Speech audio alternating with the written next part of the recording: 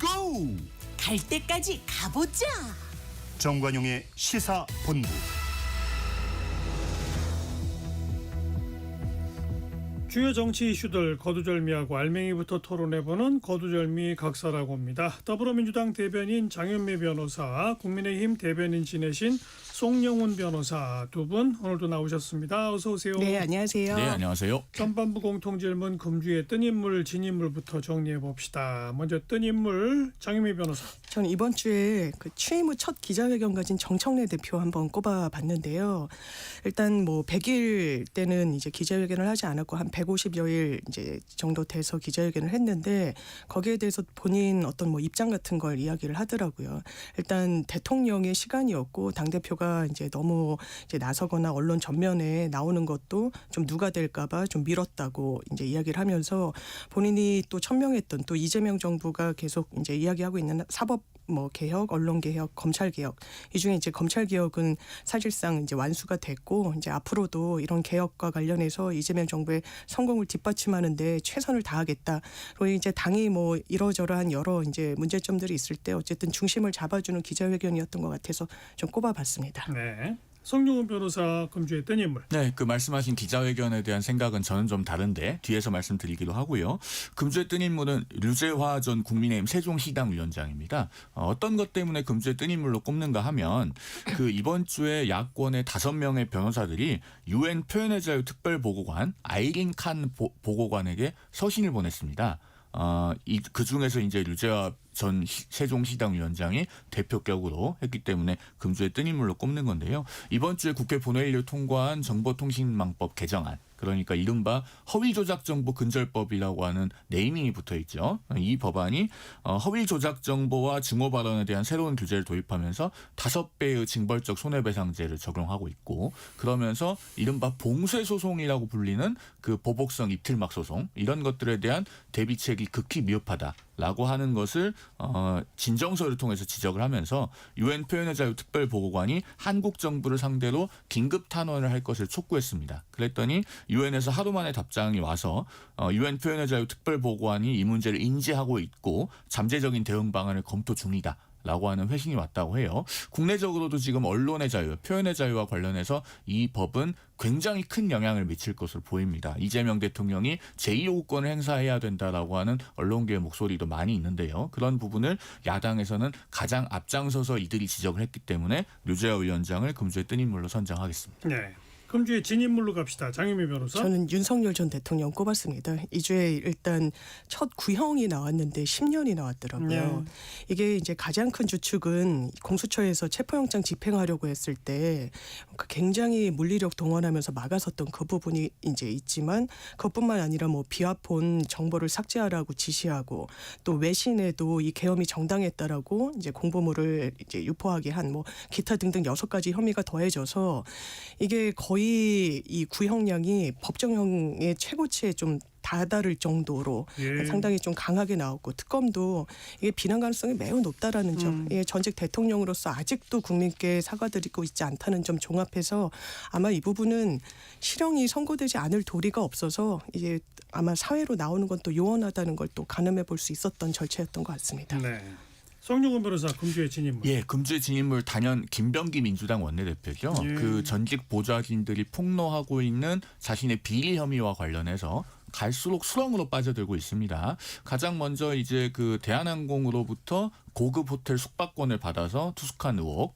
투숙한 것 자체는 사실로 확인이 됐죠. 그리고 국회 국토위, 정무위 이렇게 대한항공과 매우 밀접한 상임위에 있는 동안에 받은 것들입니다. 그런데 이것도 모자라서 며느리와 손자도 그 공항 출입할 때 편의를 봐달라고 대한항공의 보좌진을 통해서 요청했다는 의혹, 그리고 더 나아가서는 김병기 원내대표가 전직 보좌진들의 텔레그램 대화방을 폭로하니까 전직 보좌진들의 추가 폭로가 이어지고 있습니다. 그 김병기 의원 배우자가 구의원으로부터 법인카드를 받아서 쓴 의혹에 관해서 뉴스타파가 이번 주에 녹취록을 보도하기도 했고, 또 김병기 의원의 아들이 국정원에 다니고 있는데 본인의 국정원 업무를 김병기 의원을 통해서 국회 보좌진들에게 요구했다.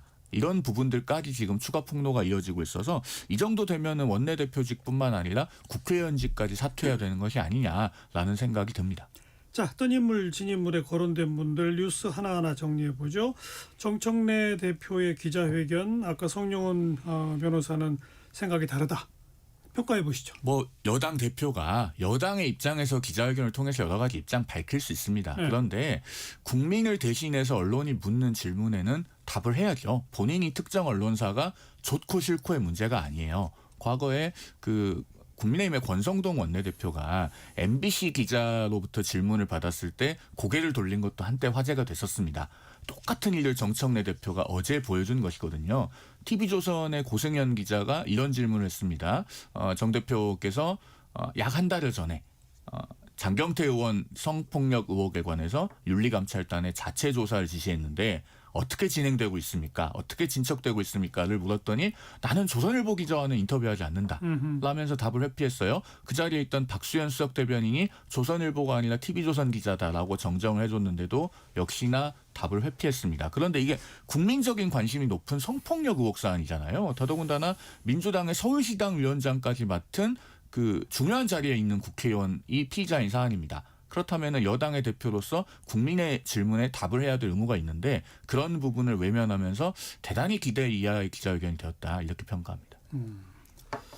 뭐 지금 아직 조사 중이다 그 정도 하고 넘어가면 되는 거 아닌가요? 그런데 저도 그 자리에 있었는데요. 일단 정청래 대표가 정치하고 조선일보와는 이제 단 한 번도 인터뷰하지 않았고, 그리고 일단 문제의식을 좀 강하게 갖고 있는 부분은 있습니다. 그거는 뭐 부인할 수 없는 사실이고요.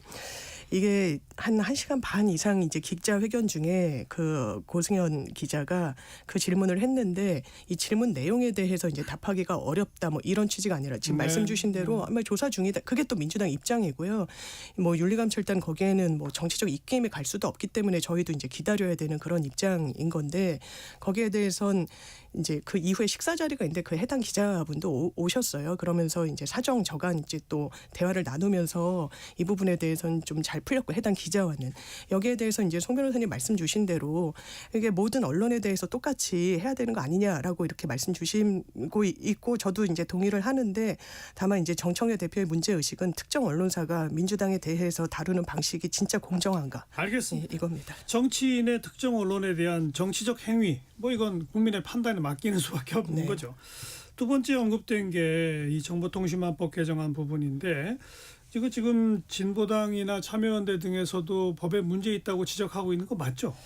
예, 근데 제가 알기로는 가장 이제 문제의식이 많았을 때는 이게 처음에 과방위 통과했다가 법사위에서 과방위에서도 없었던 문구가 좀 막 들어가고 들어갔어요. 그게 이제 단순 허위 정보를 유포했을 때도 이제 처벌 대상으로 했을 때 그때 이제 시민단체들이 상당히 이제 문제의식 제기를 많이 하셨던 걸로 알고 있고 그거는 저도 좀 동의는 어렵더라고요. 왜냐하면 허위 정보를 단순 유포해선 처벌할 수 없고 허위에 대한 인식이 있어야 처벌할 수 있는 거거든요. 예, 예. 그래서 그 부분은 이제 법사위에서 왜 뭐 월권을 하냐 어쩌냐 뭐 이러다가 그 부분은 덜어내졌고 그래서 최종적으로 이제 가장 핵심이 되는 건 언론과 유튜버 등이 부당한 이익 얻을 목적으로 불법 허위 조작 정보를 이제 유통시켰을 때 손해액의 최대 5배 이렇게 규율하겠다라는 안인데 제가 언론중재위원회 중재위원을 한 3년 했었습니다. 예. 그때 대단히 많은 이제 언론 사건이 오는데 이를테면 이런 거예요. 이 뭐 KBS 이런 기존의 기성 언론에서 운영하는 유튜브들이 있지 않습니까? 별도로 유튜브로만 유통되는 그건 언론이랑 똑같은 잣대로 언중에서도 해요. 이건 언론이라고 보는 거예요. 예. 그런데 진짜 개인 그리고 언론으로 언론 신고제이기 때문에 본인들이 신고하면 되는데 신고 안 하면 언론이 아닌 거 아닙니까? 그렇죠. 그러면서 아주 사적으로 운영하는 데들은 법의 사각지대에 있어서 전혀 규율이 좀 안 됐었습니다. 네, 네, 네. 그래서 그 문제의식이 상당히 많았고 실제로는 이 법은 기성 언론이 뭐 무슨 목적으로 어떤 악의성을 갖고 이러는 경우는 거의 없다고 봐도 무방한데 다만 이런 법의 사각지대에 있던 유튜버들을 규율할 필요가 있고 거긴 진짜 수익 구조 때문에 나쁜 정보 정말 한 사람의 인생까지 뭐 망가뜨릴 정도의 정보를 아주 가감없이 퍼뜨리고 있기 때문에 이런 그러면 안 부분을 되죠. 이런 부분을 좀 규율하기 위한 좀 측면이 근데 그거 큽니다. 지금 진보당이나 참여연대 등등에서 문제 삼는 건 법이 추상적이다 이것도 그런 것 있지만 같습니다. 예. 친고죄를 없앤 거라든지 또 사실적시 명예훼손 부분에 대한 거라든지 이런 네. 것들 문제 삼고 있는 거 아니에요? 근데 이제 사실적시 명예훼손은 제가 이제 판례 평석을 쓸 기회가 있어서 뭐 해외에서도 어떻게 됐고 우리 헌재에서는 계속해서 이 사실적시 명예훼손도 합헌이라고 했습니다만 거기가 합헌이라는 의견이 점점 줄어왔어요. 네. 그리고 대통령도 그 문제의식을 드러내셨는데 그렇죠. 사실적시 명예훼손은 형법을 고쳐야 됩니다. 정보통신망법이 아니라. 근데 형법에 대해서는 지금 아직 논의가 뭐 많이 진행된 바는 없어서 이제 정보통신망법 그리고 그 이후에 저는 당연하지만 충분히 사실적시 명예훼손도 이걸 민사적인 영역으로 가야지 이 부분을 다 형사로 처벌하는 건 좀 문제가 있다고 생각합니다. 권력자들이 막 그 소송 남발할 우려가 있다는 거는. 그렇죠. 이제 이 부분이 징벌적 손해배상으로 갔기 때문에 이른바 뭐 정치인들 소송을 뭐 남발하고 어쩌고 이럴 수도 있겠습니다만 그 대상이 제가 봤을 땐 그러니까 언론이라고 했던 것도 과거에는 진짜 제가 이제 국회 출입했을 때만 해도 주요 언론사 20개도 안 됐을 것 같습니다. 지금은 진짜 많더라고요. 그러니까 그 대상이 넓어졌으니까 문제 제기할 대상도 좀 넓어진 측면이 있고 법이 그 부분을 다 커버하지 못했었는데 뭐 늘어날 수는 있는데 그게 이 제도의 단점의 하나의 주요 근거라고는 생각되지는 않습니다. 그래서 어떻게 보세요? 글쎄요. 전략적 봉쇄 소송을 방지할 수 있는 실효성 있는 장치가 없잖아요. 일단 이 법이 시행이 되면 뭐 말씀은 지금 언론사는 실질적으로 적용이 안 될 것처럼 말씀을 하시는데 다 손해배상 청구 받으면서 피고가 되고 그런 사건들이 빈발하게 될 겁니다. 그러면은 일단 언론 입장에선 자기 검열하고 위축이 돼요. 이거 소송 걸릴 것 같은데 일선 기자에게 너 이거 오늘 꼭 기사로 써야 되겠냐. 그러니까요. 정말 확실해질 때 써라.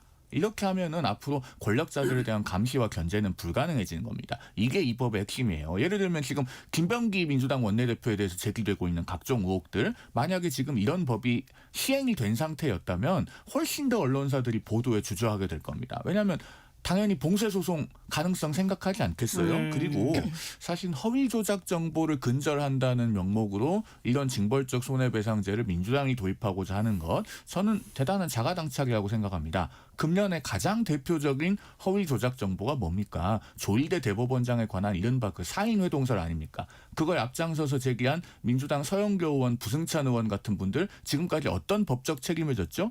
국회의원으로서의 면책특권의 보호를 받아서 어떠한 책임도 지금까지 지지 않았습니다. 그리고 하다못해 민주당에서 자체적으로 윤리위에 보내서 징계한 일도 없습니다. 그럼에도 불구하고 본인들을 감시할 언론에 대해서는 이렇게 재갈을 물리는 법은 매우 적극적으로 추진한다라는 점에서 저는 이재명 대통령의 말을 좀 상기하셨으면 좋겠어요. 권한만 누리면서 책임은 지지 않으려고 하면 그건 도둑놈 심보다라고 하는 게 이재명 대통령의 워딩이었습니다. 예를 들면 뭐 그 성관이 관련해서 뭐 중국인 뭐 몇백 명이 어디에 있고 뭐 어쩌고 이런 진짜 말도 안 되는 네, 가짜 뉴스 같은 것들이 유튜브 같은 데서 횡행하고 있고 이런 사람들은 더 이상 유튜브 활동을 할 수 없도록 아주 그냥 경제적으로 큰 책임을 좀 부과해보자. 뭐 이런 거에 반대할 사람이 누가 있겠어요. 네. 그런데 지금 다들 우려하듯이 권력에 대한 어떤 견제, 감시라고 하는 활동을 봉쇄하거나 위축시킬 우려가 있다면 좀 제고할 필요가 있는 거 아니에요? 그러면 지금 예시로 들어주신 김병기 원내대표에 대한 보도 사실상 쏟아지고 있습니다. 그런데 그 언론들이 이 법문에 의해서 정말 이 징벌적 손해배상 대상이 되느냐? 그렇지 않아요. 왜냐하면 부당한 이익을 얻을 목적이 이 언론사들이 없습니다. 그러니까 공적인 임무를 수행하는 거예요. 그리고 지금도 기자들은 적대적인 대상과 그 대상물을 취재할 때는 실체적 그 접근이 상당히 어렵습니다. 그래서 예전에 한겨레에서 국정원 관련 보도를, 국정원 또 비밀 기관이잖아요. 이제 결과적으로 오보를 냈었는데 이건 무죄를 받았어요. 왜냐하면 그러면 취재를 어느 정도 했는지, 본인이 그 사실관계를 어느 정도나 믿고 있었는지, 그 믿었던 그 근거는 합당한지, 이런 부분을 다 분별하는 거예요. 그래서 위법성 조각 사유가 상당히 일단 이 명예훼손 관련해서는 넓고, 지금 언론들이 진짜 기성 언론이 부당한 목적으로 뭐 돈을 그 뭐 슈퍼챗 받으려고 아니면 뭐 광고 조회수 높이려고 이런 언론은 없습니다. 사실상 기성 언론 중엔 이제 유튜버들 지금 말씀 주셨다시피 중국인들이 뭐 하니 이게 비슷한 게 미국에서 폭스 뉴스가 진짜 징벌적 손해배상으로 1조 넘게를 배상한 적이 있어요. 예. 그때 왜 그랬냐면 부정선거가 있다라고 하면서 투표기가 조작됐니 어쨌니 이런 연쇄 보도를 하고 뭐 이 이메일 같은 걸 다 들여다봤더니 알면서 그랬다는 거예요. 음모론을 퍼뜨린 겁니다. 이런 부분과 관련해서는 징벌적 손해배상이 그리고 이제 모호하다. 저도 그래요. 허위 조작 정보 이게 아주 명확하진 않잖아요. 그런데 그 당시 이제 미국에서 또 실질적 악의라는 개념을 판례로 이제 좀 기준 삼아 있습니다. 그러니까 법문이 아주 그러니까 명확하지 않은 경우가 많아요. 뭐 상당한 기간 뭐 이런 식으로 해도 판례로 그럼 한 14일 정도, 2주 정도 이런 식으로 이제 축적이 되는 거라서 이 부분도 이게 막 바로 위헌이다 뭐 이럴 거는 저는 아니라고 생각합니다. 대단히 비현실적인 얘기를 하고 계셔서 제가 공감하기가 매우 어려운데요. 자, 봉쇄 소송이라고 하는 건요. 근본적으로 그 소송을 해서 승소하는 게 최종적인 목적이 아닙니다. 일단은 소송을 걸어서 언론사가 위축되게 하고 다른 언론사들은 후속 보도를 하지 못하게 하는 게 근본적인 목적이에요. 자, 예를 들어서 김병기 원내대표에 대해서 지금 제기되고 있는 의혹, 뭐 유사한 의혹 이런 것들이 제기됐을 때 언론사에 대한 봉쇄 소송을 통해서 한 10억 정도 손해배상 청구해 놓으면 그 회사는 나중에 가서 승소하더라도 일단 변호사를 선임해서 응소를 해야 됩니다. 뭐 중간 판결 같은 제도를 둔다고 하지만은 일단 대리인을 선임해서 응소해야 되는 부담이 존재하고 위험이 따르는 거예요. 그리고 다른 회사들은 그런 것들을 보면서 보도를 주저하게 됩니다. 그게 노상 말하는 봉쇄 소송의 개념 아닙니까? 이런 핵심에 대해서는 피해가면서 언론사들이 부정한 목적이 없기 때문에 궁극적으로는 손해배상 책임을 지지 않을 것이다 라고 하는 것은 굉장히 공허한 이야기죠. 그러면은 예를 들면 어떤 권력자에 대해서 의혹이 제기되었는데 그 소송하는 동안에 다른 회사들은 보도를 주저하고 선거 때 재선되고 나서야 나중에 가서 판결에서 진실한 것으로 드러나니까 그때 가서 보호한다. 국민의 선택권은 어떻게 보장됩니까? 아무튼 지금 대통령 거부권은 안 할 방침으로 결정이 된 거죠. 이게 이 국회 저도 그러니까 그 거부권이라는 건 진짜 상권분립의 아주 극히 예외여야 되고 그러니까 대통령실에서도 국회에 입법권자의 결단은 가급적 존중되어야 네. 된다라는 이제 워딩이 나온 걸로 봐서는 이걸 거부권 행사는 하지 않을 걸로 걸로 이제 보이죠. 예상됩니다. 아무튼 민주당이 어찌 보면 이제 우당이라고 할 수 있는 당으로부터 또 우호 세력이라고 할 수 있는 시민단체로부터 공격받는 법안을 통과시킨 건 이번이 처음이라고 볼 수 있죠.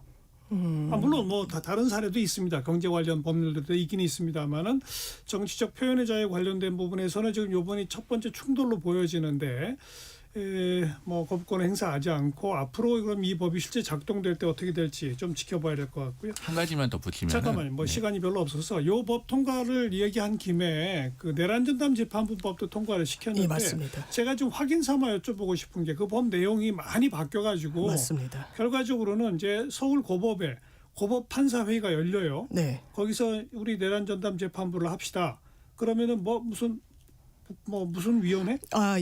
그 사무분담위원회 대법원 산하에 사무분담위원회. 예. 사무분담위원회에다 이제 넘긴단 말이에요. 맞습니다. 그 사무분담위원회에서 우리 이거는 재판부를 한 2개 정도 신설해 놓고 네네. 무작위 배당으로 하겠습니다라고 결정할 수도 있는 거죠. 예. 그렇게 되면은 판사회에서 오케이 그렇게 하면 이제 끝나는 의결. 거죠. 그렇습니다. 그러면 대법원이 예규로 한 거랑 뭐가 달라지는 겁니까? 크게 다른 게 없습니다. 법률로 한다라는 게 가장 큰 차이입니다. 굳이 그렇게 해야 돼요? 그래서 몇 개 만들지도 법원에 공을 넘겼습니다. 그러니까요. 예.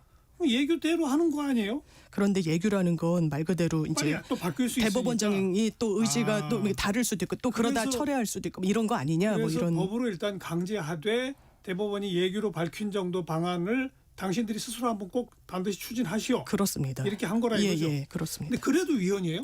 일단요, 대법원이 언제든지 예규를 바꿀 수 있다는 이야기는 비법률가 국민들을 현혹시키는 이야기입니다. 법원에요, 많은 재판 예규, 등기 예규 같은 것들이 존재하고 그건 법원 내부적으로는 굉장히 강력한 구속력이 있습니다. 그리고 판사들이 실제로 절차적인 부분에 의문이 있을 때 가장 먼저 찾아보게 되는 게 그런 재판 예규예요. 알겠습니다. 그럼 그러니까 그렇고.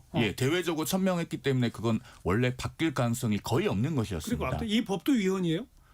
일단 윤 전 대통령이나 그 밖의 피고인들의 변호인이 위헌법률 심판 제청 신청할 것이 확실시되죠. 그러면 해당 그러면은 재판부가 결정하죠. 그렇죠. 해당 재판부가 결정하는데 정치 권력이 개입해서 이렇게 재판부의 구성 방식을 바꾸는 것 자체가 사법의 독립을 침해한다는 문제의식이 강한 재판부라면 설령 예를 들어서 판사회의가 추천해서 그런 전담 재판부로 구성된 법관이라고 하더라도 여기에 대해서 위헌의 의심이 있다고 보고 헌재 위헌 제청할 가능성이 있습니다. 알겠습니다. 그건 좀 생각해 봐야 되겠어요. 이번에 통과된 법으로 강제는 됐습니다만 대법원이 스스로 예규로 밝힌 방식대로 무작위 배당으로 배당받은 재판부의 판사라면 피고인과 변호인들이 이거 위헌 심판 제청해 주세요라고 했을 때 과연 거기 제청할지 안 할지는 안 할 것 같습니다. 정말 지켜봐야 되겠네요. 예. 송 변호사는 할 가능성도 있다라고 보시는 그렇죠. 거고. 그리고 위헌 얘기 나왔으니까 말인데 앞서 넘어온 이야기입니다만 그 정보통신망법 개정안 2010년에 이른바 미네르바 사건 때 전기통신기본법 그 헌법재판소가 위헌 결정했던 논리대로 하면 이건 표현의 자유를 극도로 위축시킬 수 있기 때문에 헌재에서 위헌 결정 나올 가능성도 저는 배제하기 어렵다고 봅니다. 네. 자, 1시 33분 향해 갑니다. 잠깐 교통정보 전해드릴게요. 이현 씨. 네, 고속도로는 평소 주말보다 훨씬 수월합니다. 정체 걱정은 조금 덜었으니까요. 교통 안전에 집중해 주셨으면 좋겠습니다. 중부지방 곳곳으로 눈이 내리고 있습니다. 서해안고속도로 목포 쪽에서 통은 원활합니다.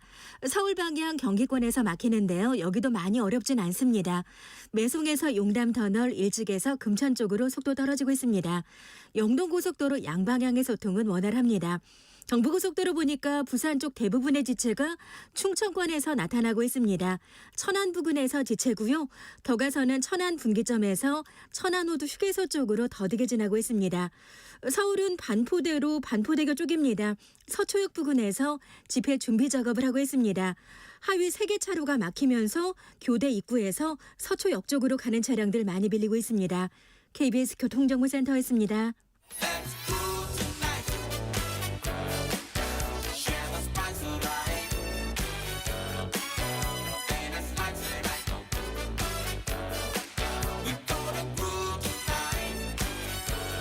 국민음식 정관용. KBS 1라디오 정관용의 시사본부. 들어보면 달라요.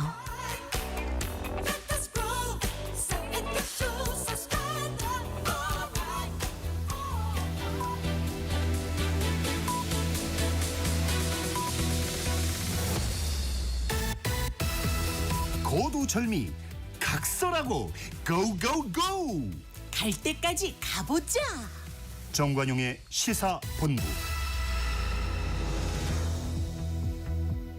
매주 토요일 2부 거두절미 각설하고 더불어민주당 대변인 장윤미 변호사, 국민의힘 대변인 지내신 송영훈 변호사와 함께합니다. 금주의 핫한 한마디 장윤미 변호사. 저는 계엄의 개자가 닭개자냐 이런 얘기가 나왔더라고요. 이게 조국 혁신당 조국 대표가 했는데, 그러니까 정말 어이없는 이주의 한마디라고 제가 생각했던 게 윤석열 전 대통령이 이제 본인의 형사재판에서 사병 통닭 사줄 돈을 딱딱 골라서 삭감을 했다, 잘랐다. 그래서 계엄했다라는 취지예요.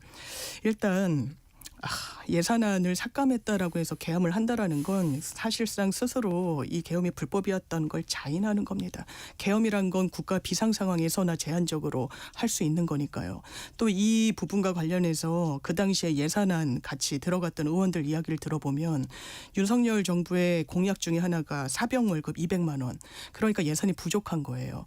그런 부분에 책정이 되다 보니까 부수되는 군 관련 예산이 엄청 깎여서 올라왔다는 겁니다. 그 부분은 기재부가 이미 삭감을 한 채로 와서 민주당이 관여할 여지도 없었는데 사실을 호도하면서 더더군다나 계엄 사유도 아닌 걸 정당한 사업 명분으로 내걸고 있다는 게 좀 참담해서 네. 좀 꼽아봤습니다. 저도 그 발언에 대해서 잠깐 좀 논평을 해도 될까요? 사실 뭐 윤석열 전 대통령이 법정에서 하는 발언들의 여러 가지 부적절함은 그동안에도 수차례 지적한 바 있습니다. 그런데 말씀하신 그 뭐 하사관들이 통닭 사줄 돈도 없었다. 라고 하는 발언은요. 왜 문제인가 하면 본인이 대통령으로 재임 중일 때 그 정부가 남긴 유산조차 한꺼번에 떠내려가게 만든 발언이어서 그렇습니다. 윤 전 대통령이 대통령을 취임할 때 우리나라 군인들 병장 월급이 한 달에 67만 6,100원이었습니다. 그런데 대통령에서 내려오게 될 때는 2025년 기준으로 병장 월급이 155만 원이었고요. 그다음에 군인들이 적금을 들면은 정부가 똑같은 금액으로 채워주는 게 있습니다. 그것까지 합하면은 한 달 실수령액이 최대 205만 원이었어요. 그렇게 만든 게 윤석열 정부였습니다. 예, 예. 그런데 본인 정부의 레거시마저 실종되게 만드는 그런 발언을 했다는 점에서 대단히 안타깝게 생각합니다. 군인들이 하사관들에게 통닭을 얻어먹으라는 게 아니고 본인들 돈으로 풍족하게 사고 먹을 수 있게 하라는 게 정부의 방침이었거든요. 그 네. 정책이었습니다. 뭐 두 분 다 그 이게 언급하신 김에 그 지금 이제 검찰에서 10년 특검이 이제 10년 구형하고 네. 최후 진술하고 이러는 과정에서 변호인들이 이건 내란에 대한 재판 선고 이후로 미뤄달라고 자꾸 요청하던데 그 이유는 뭐예요? 그러니까 끌고 싶어하는 동의인 그냥 무조건 피고인들은 끌자? 있고 특히 유죄가 이 본인들이 받을 것 같으면 어떻게든 좀 시간을 늘려보겠다라는 의도가 있고 1월 18일이면 또 구속기간이 만료가 만료되죠? 되니까 뭐 그런 생각도 할 수 있다고는 봅니다만 지금 여러 층위로 이 윤석열 전 대통령은 나올 수가 없어요. 이게 12월 23일 날 구속기간 이제 재영장 청구한 부분과 관련한 이 심리가 있기도 했었고 예. 그건 일반 이적됐기 때문에 굉장히 아니, 그건 형편없습니다. 알겠고요. 그래서 좀 그런 동의를 일단 무조건 움직이는 것 끌어보자는 같습니다. 것밖에 없다. 예. 그런 거죠? 뭐 지금 직업법률가들이라고 하면 다 윤 전 대통령의 그 체포방해 사건의 결론은 어느 정도 예상하고 있을 겁니다. 그러니까요. 1월 18일까지 구속기한인데 굳이 1월 16일에 선고를 하겠다고 하는 것은 결국은 법원이 유죄의 심증을 상당히 가지고 있고 또 실형을 선고해서 구속 상태를 유지할 것이다 네. 라고 하는 것을 어렵지 않게 추론할 수 있고 윤 전 대통령 본인도 그런 운명을 직감하고 있기 때문에 그 선고 일정에 대해서 강력하게 반발한 그런 것이 거죠. 아닌가 이렇게 보여지죠. 그 정도 하고요. 금주의 한마디 송영훈 변호사. 참 그 아픈 마음을 가지고 금주의 한마디 소개드립니다. 박지원 전 국정원장이 어제 서해공무원 피격 은폐 사건에서 무죄를 받았죠. 예. 관련 피고인들 모두 무죄를 전원 받았는데 무죄였었어요. 그렇죠. 법정을 나오니까 박지원 전 국정원장의 지지자들이 박지원의 큰 소리로 연호하고 그 자리에서 한 1분 가량 연설을 합니다. 그 뭐라고 하냐면은 저는 무죄가 됐습니다. 제가 이겼습니다. 그리고 마지막으로는 저는 제 지역구인 해남 완도 진도로 내려갑니다. 감사합니다. 라는 문장으로 끝을 맺어요. 약 1분가량 이야기를 하는데 그 희생된 고 이대준 씨와 그 유가족에 대해서는 일말의 미안함조차 표현하지 않았습니다. 그런데 법적으로는 무죄를 받았을지언정 국민을 보호해야 될 책무가 있는 공직자의 의무의 범위가 거기까지만 있는 건 아니잖아요. 적어도 유족에게 미안함을 표시하고 돌아가신 공무원에 대한 안타까움과 애도를 표하는 것이 전직 국정원장다운 도리였을 겁니다. 단 한마디의 언급도 없었습니다. 참고로 이 북한의 무도한 행위로 희생된 고 이대준 씨의 딸이 지금 초등학교 6학년입니다. 초등학교 3학년이던 2022년에 재판부에 편지를 썼습니다. 이런 문장이 있어요. 판사님, 저는 매일매일 아빠가 보고 싶고 다시 우리에게 돌아오셨으면 좋겠습니다. 제게서 아빠를 빼앗아간 아빠를 나쁜 사람으로 만든 많은 사람들에게 벌을 주세요. 그래야 아빠가 하늘나라에서 마음 편하게 지낼 수 있기 때문입니다. 법이 이 편지에 응답하지 않았습니다만 적어도 유족에 대해서 최소한의 인간적인 미안함이나마 표시하는 것이 도리였을 것이다 라는 점에서 박지원 전 국정원장의 제가 이겼습니다를 금주의 한마디로 소개합니다. 네.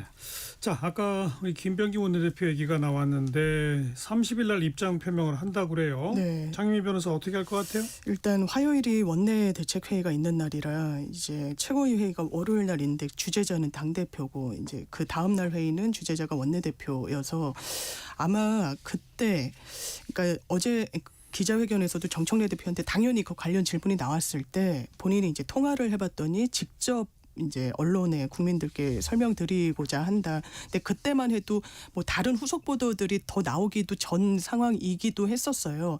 그런데 이제 앞서도 송 변호사님 말씀 주셨지만 그 이후에 또 다른 기사들이 나오고 있어서 이 부분과 관련해서는 본인이 어느 정도 입장 표명을 할지 지금까지는 완전히 다 다르다. 뭐 이를테면 이제 호텔 숙박 같은 것도 내가 요청한 게 아니라 뭐 의전 같은 경우에도 아마 이제 보좌진들이 자기를 잘 모시고 싶은 마음에 뭐 나한테 뭐 이렇게 내가 요구하진 않았지만 이제 알아서 자발적으로 했다. 뭐 이런 해명들이 나왔는데 지금 보도가 너무 많아지니까 이제 하나하나 해명은 또 못 나오고 못하죠. 있거든요. 그래서 지금 두 갈래가 언론 보도에서도 이게 본인이 사과를 하고 뭐 더 나아가는 결단까지 이르지 않겠느냐는 전망도 있습니다만 또 한쪽에서는 이 하나하나 사실관계들과 당사자이기 때문에 여기에 대한 어떤 예. 본인 입장의 해명이 또 나오는 거 아니냐 그런 것 같습니다. 그리고 전직 보좌진 6명의 뭐 뭐 본인의 판단과 주장에 의하면 아주 부적절한 그 카톡방, 네. 단체 대화방 뭐 이런 거를 공개하며 맞불을 놓은 것이 오히려 사태를 좀 나쁘게 하고 있다고 보지 않으세요? 그러니까 그걸 전격적으로 공개했을 때 저도 그걸 보고 이 이제 그 카톡방 자체는 이 해명에 대한 반박이라기보단 이 사람들이 왜 제보에 이르게 됐는지와 관련해서 이제 보여줄 수 있는 하나의 이제 정황인데 예. 아마 이제 김병기 원내대표는 이렇게 나와 내 가족들을 이제 비속어를 쓰고 이제 멸칭을 쓰고 이러고 이제 계엄에 대해서도 어떻게 보면 좀 가벼운 걸 넘어서 좀 희화하고 뭐 이런 이제 표현들이 들어가다 보니까 제보도 어느 정도의 가공이나 과장이 있지 않겠느냐라고 이제 보여주기 위한 의도로 봤던 것 같고요. 그래서 뭐 일부에서는 아 이렇구나라 해서 그 맥락을 이해해 주시는 분들도 계시지만 지금 말씀 주신 대로 이거는 여기에 대한 의혹에 대한 답변은 아니지 않냐. 그리고 그 부분이 어쨌든 최소한 그 제보를 한 보좌진들한테는 더 좀 격화되게 되는 하나의 또 이게 좀 시발점이 된 부분도 있어 보입니다. 약간 이전 투구적 양상으로 스스로 만들어버린 거 아닌가 싶은 생각도 들고 그렇죠? 김병기 전 원내대표가 전직 보좌진들의 텔레그램 대화방을 공개한 것은 옳고 그름의 문제에서도 일단 잘못됐고 본인에게 하등의 득도 되지 않고 오히려 수렁으로 빠져드는 그러니까요. 지름길이 되고 있어요. 일단 이 행위는 공익신고자들에 대한 일종의 보복이나 다름없습니다. 지금 전직 보좌진들이 뭐 법적으로 공익신고자의 지위는 획득하지 않았다고 하더라도 김병기 의원의 중요한 뇌물 혐의를 공익신고한 것이나 다름없는 그런 위치에 있지 않겠습니까? 최근에 대법원에서 어떤 판결이 있었습니까? 그 뇌물 혐의로 징역 2년 확정 판결 받았다가 이재명 대통령에 의해서 특별 사면된 은수미 전 성남시장, 그 은수미 시장의 비리를 공익신고한 공익제보자에 대해서 은수미 시장 시절에 성남시가 굉장히 조직적으로 보복을 했습니다. 그 사람 경력증명서에서 실제로 담당했던 대외 협력 업무를 빼버린다든가 또 이 공익신고자가 뭐 민원인에게 과거에 폭언과 욕설을 했다. 이런 식으로 기자들에게 알려서 명예훼손을 한다든가 그런 것들에 대해서 대법원이 은수미 시장과 성남시 등등이 연대에서 5천만 원을 배상하라고 판결을 확정했거든요. 이런 것들이 결국은 우리 사회가 공익신고자를 보호하고 함부로 보복하지 말라는 그런 의미를 가진 판단인 거예요. 그런데 김병기 의원은 집권 여당의 원내대표인데 이렇게 공익제보를 한 것이나 다름없는 사람들에게 노골적으로 공개 보복을 가하고 있습니다. 그러면요. 민주당이 이걸 두고 본다는 것은 결국은 더 이상 공익신고자, 공익제보자 같은 사람을 보호하지 않겠다. 그리고 우리는 의뢰편도 아니다. 국회 보좌진들은 노비에 불과하다. 뭐 이런 식의 스탠스를 견지하는 것과 다름없는 거예요. 하루라도 빨리 김병기 원내대표를 정리하고 더 나아가서는 국회의원직까지 내려놓고 본인의 뇌물수수 혐의 등에 관해서 수사를 받게 하는 게 온당합니다. 정청래 대표도 언급이 상당히 강하더라고요. 이 부분에 대해서는. 예, 이게 기자회견에서 당연히 예상되는 질문이었고 뭐 여러 질문이 나오다가 이제 초반부에 김병기 원내대표에 대해서 어떤 입장이냐 할 때 상당히 엄중하게 보고 있다. 그러게요. 그런 답변을 안 드릴 도리는 없는 상황까지 온 거는 이제 객관적인 진단인 것 같고요. 다만 뭐 거취 문제나 이런 부분에 대해서 언급하는 건 뭐 조심스럽고 그리고 양쪽의 입장이 너무 또 괴리가 크고 좀 맞닥뜨리다 보니까 이제 김병기 원내대표와 통화를 했던 내용을 이제 소개를 하면서 본인이 직접 설명드릴 기회가 있을 거다. 그게 그래서 이제 다음 주 초에 네. 예정이 돼 있는 것 같습니다. 네.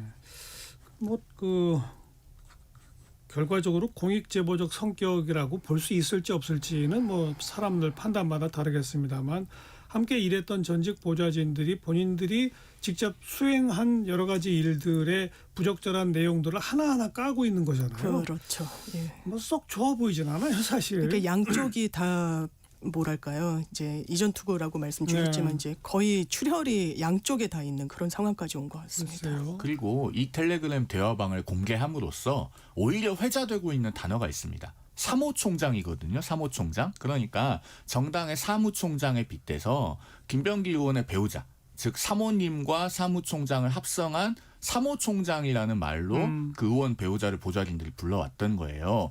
오죽 입김과 영향력과 갑질이 있었으면은 이렇게 사무총장이라는 단어까지 썼을까라고 하는 것이 이 단어를 보는 네. 대중의 반응이거든요. 그러니까 이런 식으로 전직 보좌진들에 대해 보복을 하려고 하지 말고 사실관계를 해명할 수 있는 것이 있으면 그 사실관계 자체를 해명을 하고 못하면 국민들께 사과하고 사죄드리고 사퇴하는 것이 맞습니다. 30일 날 어떤 입장이 나올지 지켜봐야 될 것 같고요. 아주 큰 뉴스인데 두 분 다 언급 안 하신 게 통일교 특검을 이제 민주당이 전격적으로 네. 받겠다라고 하고, 그런데 이제 서로 좀 설왕설래가 오가다가 민주당도 일단 법안을 제출을 했죠. 네. 현재 차이가 나는 것은 수사 대상에 신천지가 있느냐 없느냐, 민중기 특검이 있느냐 없느냐, 그다음에 특검 추천을 누가 하느냐. 이게 제일 큰 차이죠. 그렇죠. 그렇습니다. 그죠? 그거 이견 좁히기 어렵습니까? 어떻게 되나요? 저는 좁히기 어렵지 않은 것 같고요. 일단 민주당은 법원 행정처 추천을 받을 수 없습니다. 국민의힘은 민변 추천안을 받을 수 없는 거죠. 그래서 이 민주당이 낸 안을 보면 일단 추천과 관련해서 괴리가 제일 컸었으니까요. 예. 이거 대한변협 그리고 사단법인 한국법학교수회 그리고 사단법인인 법학전문대학원 협의회에서 각각 한 명씩 3명을 추천하자. 그리고 지금 이제 개혁신당과 국민의힘 입장은 법원 행정처에서 하자는 건데 이 괴리를 좁힐 문제는 없어 보이고 그리고 아마 저는 국민의힘이 좀 주저하게 된 경위가 처음엔 특검하자라고 했어요. 민주주의 특검을. 근데 특검하자라고 하면서 개혁신당과 같이 논의를 했는데 개혁신당에선 특검을 무슨 특검 오히려 여야 정치인 하자. 그러니까 그걸 또 안 받을 도리가 없으니까 그걸 최종안으로 해서 나오니까 민주당이 받은 거잖아요. 이제 여야 정치인의 방점이 찍혀야 되는 거는 이론의 여지가 없는 거고 그러니까 이제 홍준표 전 시장이 언급했듯이 이거 통일교 특검하면 너네 진짜 해산된다 뭐 이런 취지로까지 이야기를 하잖아요. 그러니까 주저하는 거 아니야라는 인식이 민주당에는 오히려 있습니다. 장동혁 대표께서는 민주당이 질질 끈다라고 합니다만 아니 국민의힘에서는 이걸 패스트트랙에 태우자고 하는 거예요. 패스트트랙에 태우면 330일 걸려요. 그렇죠. 그래서 이거 진짜 속도 내는 걸 국민의힘이 원하진 않으시나 이런 좀 우려, 이런 의구심도 민주당은 갖고 있죠.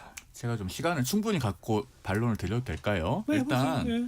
민주당이 정말로 통일교 게이트 특검을 받는 게 맞습니까? 어제 법안을 제출했는데요. 민주당 국회의원들 중에 18명밖에 그 법안에 서명하지 않았습니다. 김병길 원내대표 외에 18인 이렇게 되어 있더라고요. 그럼 나머지 150명 가까운 민주당 국회의원들의 입장은 뭔가요? 국민의힘은 불과 며칠 만에 법안을 발의했지만 이거 전원이 다 서명했거든요.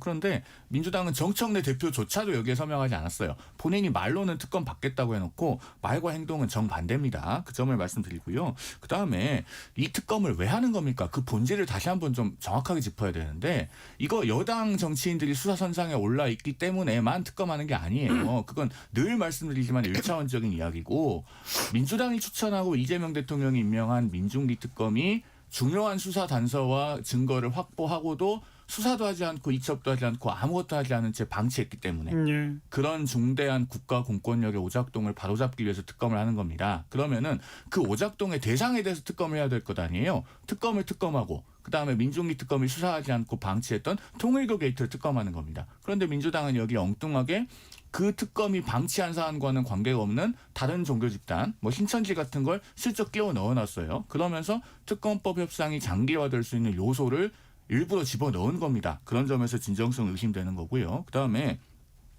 추천 주체에 있어서 법원 행정처와 민변을 대등하게 놓고 말씀하시는 거를 저는 이해할 수가 없어요. 민변은 변호사들의 법정 단체도 아니고 극히 일부가 뚜렷한 정치적 지향을 갖고 만들어 놓은 임의단체에 불과합니다. 어떻게 민변이 추천권을 갖습니까? 더더군다나 감사원장 후보자, 법무부 장관, 성평등가족부 장관, 그리고 뭐 금감원장, 법제처장 전부 다 민변 출신이잖아요. 차라리 이재명 대통령이 임명을 하는 게 맞겠죠. 반면에 법원행정처는 과거에 사법부가 추천한 특검을 우리 헌정사상 4번이나 했습니다.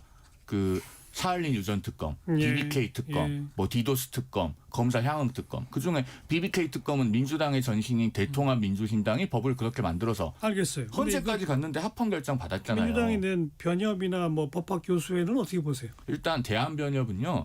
참 이게 변호사로서 저도 하기 어려운 이야기지만 지금 시점에서 대한변협은 추천 주체로서의 공정성을 담보하기 어렵다고 봅니다. 왜냐하면은 지난번에 대한변협 회장과 쿠팡 상무 그리고 민주당 서영교 의원 간의 오찬회동이 공개돼서 큰 논란이 있었잖아요. 그런데 그 시점이 어떤 때냐면 지금 그 쿠팡에 관한 일용직 퇴직금 관련 수사 외압 의혹 안권섭 특검팀이 상설특검으로 수사하고 있잖아요.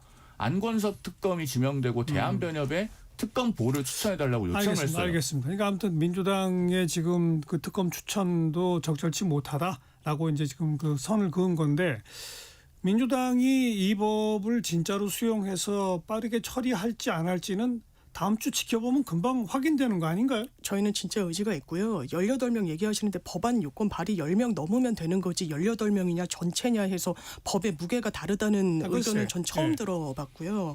또 민변이랑 법원행정처가 동급이라서 말씀드린 게 아니라 민주당은 법원행정처 안을 받을 수 없다는 걸 국민의힘이 알고 있고 그럼 민변을 국민의힘이 받을 수 없다고 하니까 제3의 안을 냈다라는 말씀을 드린 거지 이게 무게감이 같다 이런 건 오해하신 것 같고요. 민주당은 할 겁니다. 그리고 이게 당대표가 빨리 하겠다고 해가지고 좀 어떻게 보면 좀 속도를 낸 부분이 있거든요. 네. 어제 법안 발의하기까지는. 그래서 저희는 신천지까지 넣어서 하겠다는 입장입니다. 내란 전담 재판부법은 그렇게 똘똘 뭉쳐서 처리를 하면서 이 아니, 통일교 그러니까. 게이트 특검법은 18명 서명하는 걸 보면서 국민들께서 뭐라고 그러니까 이제 생각하시겠습니까? 진짜 의지가 있는지는 저는 좀 한 며칠만 좀 지켜보면 네. 될 것 같아요. 침대 축구식으로 버티기인지 아닌지는 제가 한 말씀만 더 드릴게요. 네. 그 추천 주체 문제는요. 사실은 민주당이 입이 10개라도 할 말이 없어야 맞아요. 왜냐하면 민주당이 추천하고 이재명 대통령이 임명한 특검이 일을 잘못해서 이 특검하는 거잖아요. 알겠습니다. 저는 민주당 입장에서 법원 행정처는 진짜 그동안에 이 구원이 워낙 네, 쌓여가지고 맞습니다. 받아들이기 어려울 것 같은데 민중기 특검 팀을 특검 대상에 넣는 거는 뭐 굳이 안 해야 할 무슨 이유도 별로 없어 보이거든요. 그런 건 일종의 협상 카드식으로 지금 던져놓은 거 아닌가 싶은 저는 그런 판단인데 진짜 협상 카드인지 아닌지도 의지가 있느냐 없느냐에 따라 달라지니까 의지가 있는지 없는지는 진짜 며칠만 지나보면 알 것 같아요. 네.